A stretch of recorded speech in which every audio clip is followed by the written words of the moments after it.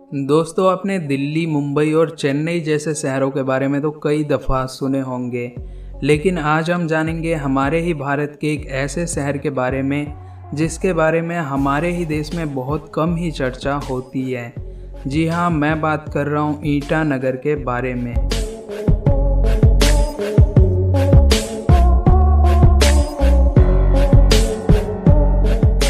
तो ईटानगर हमारे पूर्वोत्तर राज्य अरुणाचल प्रदेश की राजधानी है और क्षेत्रफल के हिसाब से इस राज्य का सबसे बड़ा शहर है। इस शहर का निर्माण 15वीं शताब्दी में चुटिया राजाओं के द्वारा करवाया गया था, जहां के ईटा किले के आधार पर इसका नाम पड़ा ईटानगर। फिर बाद में 1974 में इसे अरुणाचल प्रदेश की राजधानी घोषित कर दी गई। वहीं ईटानगर अपने बेहतरीन तिब्बती वास्तुकला और विविध जनजातीय संस्कृति के लिए प्रसिद्ध है। वर्तमान समय में यहाँ की आबादी महज 60,000 लोगों की है, जिनमें कि 38.56% हिंदू, 32.99% क्रिश्चियंस, 4.42% मुस्लिम्स, 2.47% बुद्धिस्ट और बाकी अन्य धर्मों के लोग हैं। यहाँ पर सबसे ज़्यादा तानी और असामीज भाषा बोली जाती है।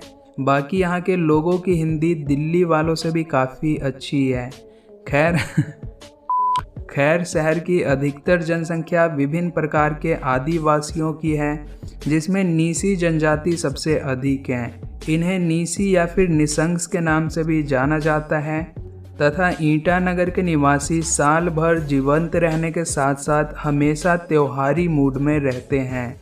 यहाँ का न्यूकुम फेस्टिवल नीसी जनजाति समूह के महत्वपूर्ण पर्वों में से एक माना जाता है, जिसे यहाँ बड़े ही धूमधाम से मनाया जाता है। तथा यहाँ का लोसार फेस्टिवल एक अन्य जातीय समूह मोनपास द्वारा 9 वर्ष पर मनाया जाता है, जिसमें लोग बौद्ध धर्म ग्रंथ पढ़ते हैं और झंडे फहराते हैं।